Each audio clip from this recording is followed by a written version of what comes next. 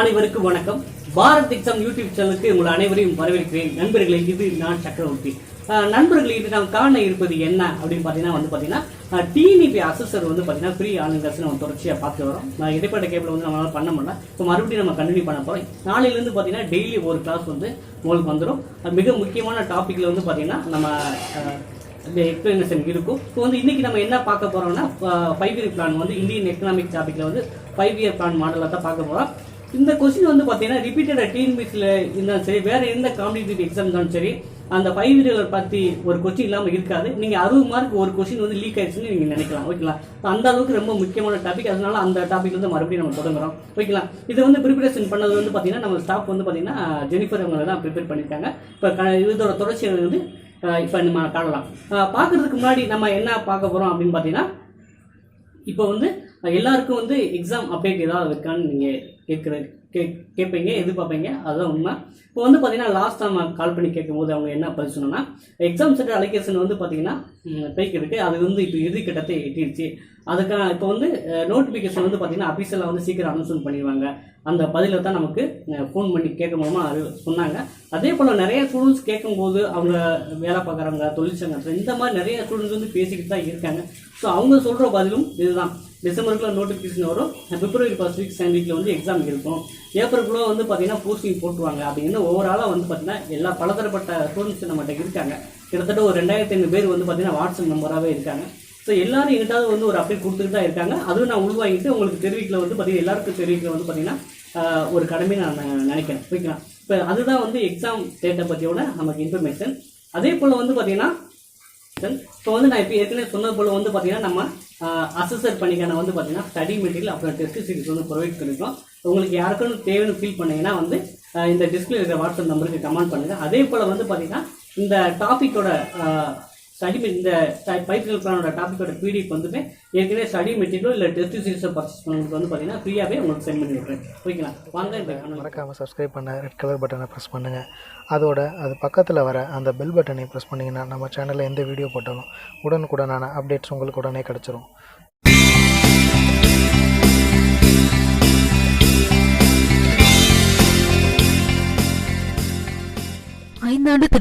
ஐந்தாண்டு திட்டங்கள் ஏன் ஏற்படுத்தினாங்க அப்படின்னா, நம்ம நாடு 1947 சுதந்திரம் அடைந்தது. அதுக்கு முந்தி நம்மளை ஆட்சி செய்த ஆங்கிலேயர்கள் நம்ம நாட்டில் உள்ள எல்லா வளங்களையும் சுரண்டிட்டு போயிட்டாங்க. நம்ம நாட்டுக்கு பொருளாதாரத்தில் ஒரு முக்கிய வளர்ச்சி தேவைப்பட்டது. அந்த வளர்ச்சியை அடைய இலக்குகளை நிர்ணயித்து அந்த இலக்குகளை குறிப்பிட்ட காலத்தில் அடையணும் அப்படிங்கிறதுக்காக ஏற்படுத்தப்பட்டது தான் 5 ஆண்டு திட்டம். நம்ம நாட்டில் அந்த 5 ஆண்டு திட்டம் அப்படிங்கிற கான்செப்டை யார் சொன்னாங்க அப்படின்னா, பிரதமர் நேரு அவங்களுடைய ஆட்சி காலத்தில் தான் அந்த 5 ஆண்டு திட்டங்களை ஆரம்பித்தாங்க. ரஷ்யாவில் ஆல்ரெடி 1928 7 ஆண்டுகள் திட்டம் அப்படின்னு சொல்லி அவங்க நாட்டில் ஃபாலோ பண்ணிட்டு வந்தாங்க. அந்த ரஷ்ய நாட்டில் உள்ள 7 ஆண்டுகள் திட்டத்தை ஒரு முன்னோடியாக கொண்டு தான் நம்ம நாட்டில் 5 ஆண்டு திட்டங்களை ஏற்படுத்தினாங்க. ஒரு முக்கிய ஒன்வேர்டு என்னென்னா, நம்ம 5 ஆண்டு திட்டங்களை எந்த நாட்டை மாதிரியாக ஃபாலோ பண்ணுறோம் அப்படின்னு கேட்பாங்க. அதுக்கு ரஷ்யா. இந்த 5 ஆண்டு திட்டங்களை செயல்படுத்த ஒரு குழு தேவைப்பட்டது. அதற்காக ஏற்படுத்தப்பட்ட குழு தான் திட்டக்குழு. இந்த திட்டக்குழுவில் யாரெல்லாம் உள்ளடக்கி இருப்பாங்க அப்படின்னு பார்த்தா, பல மேதைகளை உள்ளடக்கி தான் இந்த திட்டக்குழு. இந்த திட்டக்குழு ஏற்படுத்தப்பட்ட நாள் மார்ச் 15, 1950. ஒரு முக்கிய ஒன்வேர்டு. திட்டக்குழு ஏற்படுத்தப்பட்ட நாள் என்னன்னு பார்த்தா 1950 மார்ச் 15 அன்று தான் திட்டக்குழு ஏற்படுத்தியிருக்கிறாங்க. இந்த 5 ஆண்டு திட்டங்களுடைய இயர்ஸை எப்படி ஈஸியாக நான் வச்சுக்கலாம் அப்படிங்கிறத நான் கடைசியில் சொல்கிறேன். முதலாவது 5 ஆண்டு திட்டம். இந்த முதலாவது 5 ஆண்டு திட்டம் 1951 1956 வரை. திட்டக்குழு ஏற்படுத்தப்பட்ட நாள் 1950. முதலாவது 5 ஆண்டு திட்டம் 1951 செயல்பட ஆரம்பிக்கிறது. 5 ஆண்டுகள் 1956 வரை. இந்த திட்டத்தை யார் எந்த மேதையுடைய மாதிரியை செயல்படுத்துகிறாங்க அப்படின்னா, கரேட்டமர் அப்படிங்கிற ஒரு மேதையுடைய மாதிரியை தான் இந்த திட்டத்தில் செயல்படுத்துகிறாங்க. இதோடைய நோக்கம் அப்படின்னு பார்த்தோன்னா வேளாண்மை துறையில் வளர்ச்சிக்காக முதலாவது 5 ஆண்டு திட்டம் ஏற்படுத்தப்பட்டது. இந்த திட்டத்தில் எவ்வளோ வெற்றி அடைந்தாங்க அப்படின்னு பார்த்தோன்னா 3.4% வெற்றி இந்த திட்டம் அடைந்தது. இரண்டாவது 5 ஆண்டு திட்டம் 1956 1961 வரை இரண்டாவது 5 ஆண்டு திட்டம் செயல்பட்டது. இந்த திட்டத்தில் எந்த மேதையுடைய மாதிரி வந்து செயல்படுத்தினாங்க அப்படின்னு பார்த்தோன்னா பிசி மஹலான் நோபிஸ் அப்படிங்கிற ஒரு மேதையோட மாதிரியை தான் இந்த இரண்டாவது ஐந்தாண்டு திட்டத்தில் ஃபாலோ பண்ணாங்க. இந்த திட்டத்தோட முக்கிய நோக்கம் என்ன அப்படின்னு பார்த்தோன்னா கனரகத்துறையில் வந்து வளர்ச்சி வேணும் அப்படிங்கிறதுக்காகத்தான் இரண்டாவது ஐந்தாண்டு திட்டம் ஏற்படுத்தப்பட்டது. இந்த திட்டம் வந்து 4.1% வெற்றியை அடைந்தது. மூன்றாவது ஐந்தாண்டு திட்டம். இந்த மூன்றாவது ஐந்தாண்டு திட்டம் தான் ஐந்தாண்டு திட்டத்திலே முக்கியமான ஐந்தாண்டு திட்டம். மூன்றாவது ஐந்தாண்டு திட்டம் தான். இந்த திட்டம் செயல்படுத்தப்பட்ட ஆண்டுகள் வந்து 1961 1966 வரை. இந்த திட்டத்தை காட்கில் திட்டம் அப்படின்னு சொல்லுவாங்க.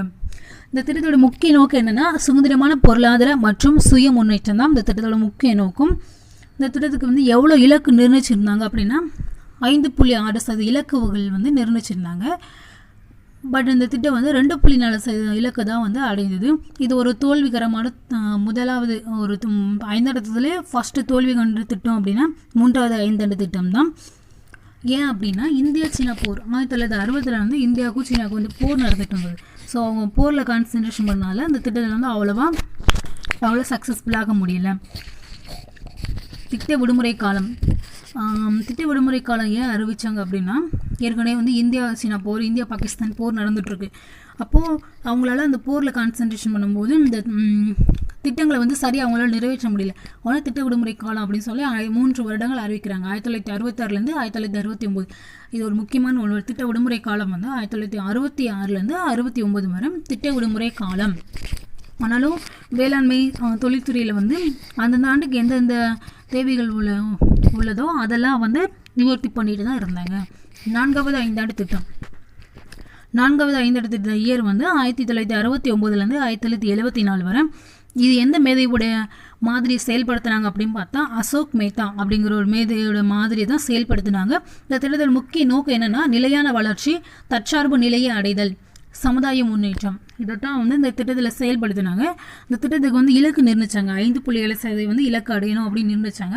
ஆனால் வந்து இது 3.3% இலக்கு தான் அடைந்தது. இது ஒரு தோல்வியான திட்டம் தான். ஐந்தாவது ஐந்தாண்டு திட்டம் செயல்படுத்தப்பட்ட ஆண்டு வந்து 1974 79 வரை. இது எந்த மேதையுடைய மாதிரி செயல்படுத்தினாங்கன்னா டிபி தார் அவங்களுடைய மாதிரியை தான் இதில் செயல்படுத்தினாங்க. இந்த ஐந்தாவது திட்ட முக்கிய நோக்கம் வந்து வறுமையை ஒழிக்கிறதுக்கு ஏற்படுத்தப்பட்ட ஐந்தாண்டு திட்டம் எது அப்படின்னு பார்த்தா ஐந்தாவது ஐந்தாண்டு திட்டத்தில் தான் வறுமை ஒழிப்பு பற்றி ஃபஸ்ட்டு பேசுகிறாங்க. இது ஒரு முக்கியமான 9. ஆனால் இப்போ உள்ள நியூ புக்கில் 11th ஸ்டாண்டர்ட் நியூ புக்கில் வந்து 6வது ஐந்தாண்டு திட்டத்தில் தான் வந்து வறுமை ஒழிப்பு பற்றி பேசுகிறா சொல்கிறாங்க. ஆனால் அது கிடையாது. எது சரின்னா இதுதான் சரி. 5வது ஐந்தாண்டு திட்டத்தில் தான் வறுமை ஒழிப்பை பற்றி முதல் முறையாக பேச ஆரம்பிக்கிறாங்க. இது ஒரு முக்கியமான 9. இலக்கு. இந்த திட்டத்தில் வந்து எவ்வளோ இலக்கு நிர்ணயிச்சாங்க அப்படின்னா 4.4% நிர்ணயிச்சாங்க. ஆனால் இது வந்து 4.6% அடைஞ்சு வெற்றியை கண்டது இந்த திட்டம். ஆனால் இந்த திட்டம் வந்து 1974 79 வரை செயல்படணும். ஆனால் 1978 வந்து மார்ச்லேயே இந்த திட்டத்தை வந்து ட்ராப் பண்ணிட்டாங்க. ஏன்னா அரசியல் ஆட்சி மாற்றத்தினால இந்த திட்டத்தை வந்து சீக்கிரமாக ட்ராப் பண்ணிட்டாங்க. சுழல் திட்டம் 5வது ஐந்தாண்டத்துக்கு அப்புறம் சுழல் திட்டம் வருது. சுழல் திட்டத்தில் வந்து 1978 79 1980 வரை இந்த சுழல் திட்டங்கள் செயல்படுது. காரணம் ரீசன் என்னென்னா அந்த ஆட்சி மாற்றத்தினால புதுசாக வரவங்க புதிய திட்டங்களை செயல்படுத்திட்டு இருந்தாங்க. ஐந்தாண்டு திட்டங்களை வந்து ட்ராப் பண்ணி வச்சுருந்தாங்க. மறுபடியும் 6வது ஐந்தாண்டு திட்டம் வந்து 1980 to 1985 வரை. இந்த திட்டத்தோட முக்கிய நோக்கம்னா வறுமை ஒழிப்பு, தொழில் தற்சார்பு அடைதல். இதுதான் இந்த திட்டத்தோட முக்கிய நோக்கம். சிலதுக்கு வந்து இந்த மாதிரி கொடுக்க மாட்டாங்க, எந்த மெதையோட மாதிரி அப்படின்லாம். முக்கியமானது இந்த ஃபஸ்ட்டு 2 ஐந்தாண்டு திட்டங்கள் வந்து ரொம்ப முக்கியம். அப்புறம் 3வது ஐந்தாண்டு இந்த கார்கில் போர் அது. அப்புறம் இதெல்லாம் லைட்டாக கொஞ்சம் பாருங்கள். 7வது ஐந்தாண்டு திட்டம். இந்த 7வது ஐந்தாண்டு திட்டம் வந்து 1985 1990 வரை. இதோடைய முக்கிய நோக்கம் வந்து தன்னிறைவு பொருளாதாரம். இதுக்கு எவ்வளோ இலக்கு நிர்ணயிச்சாங்க அப்படின்னா 5% இலக்கு நிர்ணயிச்சாங்க. ஆனால் இது வந்து 6% இலக்கு அடைந்து வெற்றியை கண்ட திட்டம் தான் 7வது ஐந்தாண்டு திட்டம். 7வது ஐந்தாண்டு திட்டத்துக்கு அப்புறம் புதிய பொருளாதார கொள்கை வந்து நம்ம எக்கனாமிக்லேயே இந்த புதிய பொருளாதார கொள்கை வந்து ஒரு முக்கியமானது. எப்படின்னா இது 1900 பொருளாதாரத்தில் ஒரு மாற்றமே ஏற்பட்டது இந்த 1991 தான். புதிய பொருளாதார கொள்கை 1991 தான் ஏற்படுத்தினாங்க. 8வது ஐந்தாண்டு திட்டம். 8வது ஐந்தாண்டு செயல்படுத்தப்பட்ட ஆண்டு அப்படின்னா 1992லேருந்து 97 வரை. இதோடைய முக்கிய நோக்கம் கல்வி, வேளாண்மை, சமூக நலம். இந்த 3 தான் 8வது ஐந்தாண்டு செயல்படுத்தப்பட்டது. இதோட இலக்கு வந்து 5.6% நிர்ணயித்தாங்க. ஆனால் இது 6.8% வந்து அடைந்து பெரும் வெற்றியை கண்ட திட்டம் தான் 8வது ஐந்தாண்டு திட்டம்.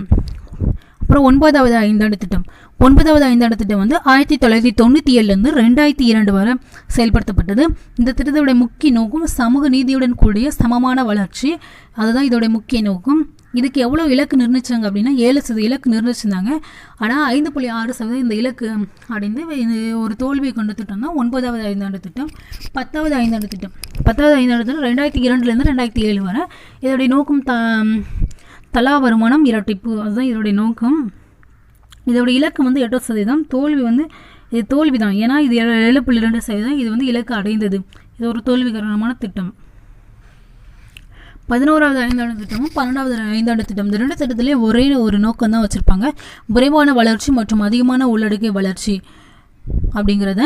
இந்த திட்டத்துக்கு வந்து 11வது ஐந்தாண்டு திட்டம் வந்து யாருடைய மாதிரி அப்படின்னு பார்த்தோன்னா ரங்கராஜன் அவருடைய மாதிரி தான் செயல்படுத்தினாங்க. 12வது ஐந்தாண்டு திட்டத்தில் 2012லேருந்து 2017 வரை. இதுதான் ஒரு இறுதியான ஐந்தாண்டு திட்டம்னே சொல்லலாம். ஏன்னா இதுக்கப்புறம் வந்து ஐந்தாண்டு திட்டத்தை ஃபுல்லாக ஸ்டாப் பண்ணிவிட்டு நிதி ஆயோக் அப்படிங்கிறத வந்து ஏற்படுத்தினாங்க. இந்த 2012லேருந்து 2017 வரை 12வது ஐந்தாண்டு திட்டம் இருக்கு. இதோட எவ்வளோ இலக்கு நிர்ணயிச்சாங்க? 8% இலக்கு அடையணும் அப்படிங்கிறத நிர்ணயிச்சாங்க. இது ஒரு முக்கியமான ஒன்பாடு. இறுதி ஐந்தாண்டு திட்டத்தில் அல்லது 12வது ஐந்தாண்டு திட்டத்தில் எவ்வளோ இலக்கு நிர்ணயிச்சாங்க அப்படின்னு கூட கேட்கலாம். அப்புறம் நிதி ஆயோக் அப்படிங்கிறது வந்து ஐந்தாண்டு பதிலாக இது ஒரு புதிய ஒரு அமைப்பு வந்து ஏற்படுத்தினாங்க. அப்போது திட்டக்குழு வந்து கலைக்கிறாங்க. திட்டக்குழு எப்போ கலைத்தாங்கன்னா 2014 ஆகஸ்ட் 17 அப்போது திட்டக்குழு கலைச்சாங்க. நிறையவே சொல்கிறாங்க 2014 டிசம்பர் 31 தான் திட்டக்குழு கலைப்பு அப்படின்னு. அது சரி கிடையாது. இதுதான் சரி. ஆகஸ்ட் 17 2014 ஆகஸ்ட் 17 வந்து திட்டக்குழு வந்து கலைச்சிட்டாங்க. அப்புறம் நிதி ஆயோக் அப்படிங்கிறத அமைப்பை ஏற்படுத்தினது வந்து ஜனவரி 1 2015 ஜனவரி 1 வந்து நிதி ஆயோக் அப்படிங்கிறத ஏற்படுத்துகிறாங்க. இந்த நிதி ஆயோக் அப்படிங்கிறது வந்து நம்ம இலக்குகளை நிர்ணயித்து திட்டங்களை செயல்படுத்துகிறாங்களே அதை கண்காணித்து அதனுடைய வளர்ச்சியை வந்து ஒருங்கிணைக்கிறது அப்படிங்கிறது தான் நிதி ஆயோக். அப்புறம் இந்த இயர்ஸ் எல்லாம் வந்து நம்ம எப்படி ஞாபகம் வச்சுக்கலாம் அப்படின்னு பார்த்தோன்னா 5 years பிளானை வந்து எப்படி ஞாபகம் வைக்கலாம் அப்படின்னா ஃபஸ்ட்டு வந்து நம்ம திட்டக்குழு ஏற்படுத்தப்பட்ட ஆண்டை மட்டும் நான் வச்சாலே போதும். திட்டக்குழு ஏற்படுத்தப்பட்ட ஆண்டு வந்து 1950 நம்மளுக்கு தெரியும். திட்டக்குழு ஏற்படுத்தப்பட்ட மறு ஆண்டு 1951 தான் ஐந்தாண்டு திட்டம் ஸ்டார்ட் ஆகுது. ஃபஸ்ட்டு 3 ஐந்தாண்டு திட்டங்கள் வந்து சக்ஸஸ்ஃபுல்லாக போகுது. 3 ஐந்தாண்டு திட்டங்கள் சக்ஸஸ்ஃபுல்லாக போகுதுன்னா முதல் 5, 2வது 5, 3வது 5 இது எதுவுமே எந்த ப்ராப்ளமும் கிடையாது. ஸோ 1951லேருந்து 56 வரை 1, 56 to 61 1, 61 to 66 1 இந்த 3மே கண்டினியூஸாக நீங்கள் எழுதிடுங்க. அப்புறம் ஹாலிடே விட்றாங்க. ஹாலிடே பிளான்ஸ் வந்து 3 years தான் விட்றாங்க. அது வந்து 3வது ஐந்தாண்டு திட்டத்துக்கு அப்புறம் 1966லேருந்து 69 வரை. அப்புறம் மறுபடியும் 4வது ஐந்தாண்டு திட்டம், 5வது ஐந்தாண்டு திட்டம் ரெண்டுமே எந்த ப்ராப்ளம் இல்லை. இந்த ஹாலிடேஸ் பிளான் வந்து 1969 முடியுதா. அப்போ 69 to 74 வரை 4வது, 74லேருந்து 79 வரை 5வது ஐந்தாண்டு திட்டமும் சக்ஸஸ்ஃபுல்லாக போகுது. 5வது ஐந்தாண்டு திட்டம் முடியும்னா சுழல் திட்டம் அப்படின்னு சொல்லி 1978 வந்து நம்ம ட்ராப் பண்ணியிருக்கிறோம். அதனால் சுழல் திட்டம் ஆரம்பிச்சிட்டாங்க அப்படின்னு சொன்னோமா. அப்போ 78லேருந்து 80 வரை 78லேருந்து 1979 80 வரை சுழல் திட்டங்கள் நடக்குது. இந்த சுழல் திட்டங்கள் முடியவும் 6வது ஐந்தாண்டு திட்டம் ஸ்டார்ட் ஆகுது. 6வது ஐந்தாண்டு திட்டம் வந்து 1980லேருந்து 85 வரை. 7வது ஐந்தாண்டு திட்டம் 85லேருந்து 90 வரை. இந்த ரெண்டும் நல்லா சக்ஸஸ்ஃபுல்லாக போகுது. நடுவில் ஓராண்டு திட்டங்கள் அப்படின்னு சொல்லி 90லேருந்து 92 வரை செயல்படுது 2 year. அப்புறம் 92லேருந்து 1992லேருந்து 8வது ஐந்தாண்டு திட்டம் ஸ்டார்ட் ஆகுது. அதுலேருந்து 12வது ஐந்தாண்டு திட்டம் வர 5 ஆண்டுகளாக சக்ஸஸ்ஃபுல்லாக போகுது. அப்போது ஈஸியாக நான் வச்சுக்கலாம். ஃபஸ்ட்டு 3 ஐந்தாண்டு திட்டம் வந்து எந்த ப்ராப்ளம் கிடையாது. 5 ஆண்டுகளாக போட்டுருவோம். அப்புறம் 3 years வந்து கேப் கொடுக்குறாங்க. இது ஹாலிடே அப்படின்ட்டு. 4வதும் 5வதும் அப்புறம் கண்டினியூ பண்ணுறாங்க. 5வது முடிவும் சுழல் திட்டம். சுழல் திட்டத்தை வந்து எப்படின்னா ஏற்கனவே உள்ள 5வது ஆண்டு ஒரு ஆண்டு முன்னாலே ட்ராப் பண்ணிடுறாங்களே அந்த இதுலேருந்து 1978லேருந்து 80 வரை 2 year போகுது. அப்புறம் 80லேருந்து ஆறாவது ஐந்தாண்டு திட்டம் ஸ்டார்ட் ஆகுது. 6, 7 கண்டினியூஸாக போயிட்டுருக்கு. 7 முடிஞ்சோன்னையும் ஓராண்டு திட்டங்கள் கொடுக்குறாங்க. அது வந்து ஒரு 2 வருஷம் போகுதா. அப்புறம் 8ஆவதுலேருந்து 12ஆவது வரை கண்டினியூஸாக 5 இயராக போகுது. 2017 வரை முடியுது. இதை ஈஸியாக நான் வச்சுக்கலாம். ஆட் நம்பர் வந்து 3, இந்த 3, 5, 7 இந்த 3 நம்பருக்கு அப்புறம் தான் உடல் கேப் வருது. ஃபஸ்ட் இதில் காலையிலேயே, 2வது சூழல், அப்புறம் ஓராண்டு திட்டங்கள் 7ஆவதுல. நம்ம திட்ட விடுமுறை வந்து 3 இயர். இது வந்து 78லேருந்து 80 2 வருஷம். அப்புறம் இது ஓராண்டு திட்டங்கள் வந்து 90லேருந்து 92. இது இந்த ரெண்டும் 2 வருஷம். அப்புறம் இது மட்டும் 3வது வருஷம். இது மட்டும் நான் வச்சாலே போதும். இயர்ஸ் வந்து ஈஸியாக நான் வச்சுக்கலாம். சரி, இதில் முக்கியமான 1 வேர்ட்ஸ் அப்படின்னு என்னெல்லாம் பார்த்தோன்னா, சுழல் திட்டம் கேட்கலாம். சுழல் திட்டம் வந்து எப்போ, எந்த இயரில், எந்த 5 ஆண்டு திட்டத்துக்கு அப்புறம் வந்தது அப்படின்ட்டு. அதுக்கப்புறம் பார்த்தா நிதி ஆயோக். இந்த 2 நிதி ஆயோக்கில் வந்து இது எப்போ திட்ட கலைப்பு ஏற்பட்டது, இது எப்போ ஸ்டார்ட் பண்ணாங்க அப்படிங்கிறது ஒரு முக்கியமான 1 வேர்டு. அதுக்கப்புறம் எது முக்கியம் அப்படின்னு பார்த்தா, நேராக 5வது ஐந்தாண்டு திட்டம் வாங்க. வறுமை ஒழிப்பை பற்றி வருதுல. இந்த வறுமை ஒழிப்பு எப்போ ஸ்டார்ட் பண்ணாங்க, எந்த 5ஆண்டு திட்டம் செயல்படுத்தப்பட்டது அப்படிங்கிறது தான் 5வது ஐந்தாண்டு திட்டம். அதுக்கப்புறம் முதல் 2 5ஆண்டு திட்டங்களை வந்து நல்லா நான் வைத்தாலே போதும். ஈஸியாக இதில் வந்து 5 இயர்ஸில் வந்து ஒரு 2 மார்க்காவது நம்ம ஸ்கோர் பண்ணலாம். கண்டிப்பாக வரும். தேங்க்யூ.